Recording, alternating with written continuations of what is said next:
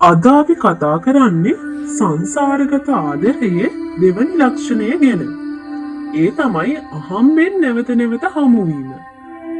කෙසේ නමුත් පළමු හමුවීමෙන් පසු හෝ හමුවීම් කිහිපයකට පස්සේ දෙන්න දුරස් වෙන්න පුළුවන්. කාලයක් ගත වෙලා දුරකථනාංක පවා වෙනස් වෙලා ජීවිතයේ ඩිරෙක්ෂන් එකත් වෙනස් වෙලා.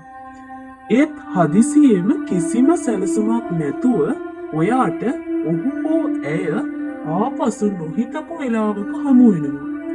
මේ සාමාන්‍ය සිදුවීමක් කියන්න බැහැ. මේ සංසාරයේ ගිවිසුමක්.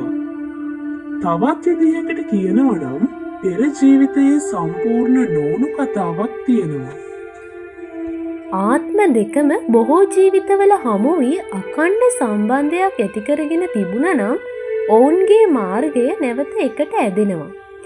දෙදෙනාම දුරස් වෙලා කාලයක් ගත වී තිබුණත් අවසානයේ ඒ දුර එක පැත්තකින් හෝ වෙනත් පැත්තකින් නැවත සීරෝ ඩිස්ටන්ස් කරලා ඔවුන්ව එකට මුණගස්සනවා.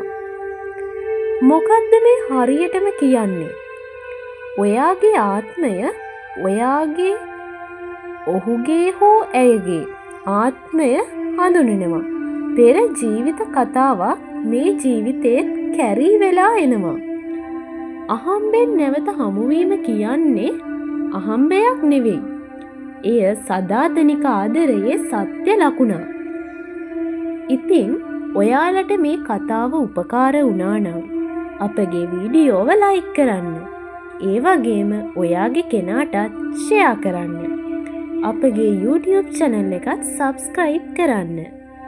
ඊළඟ වීඩියෝවෙන් හමු වෙමු.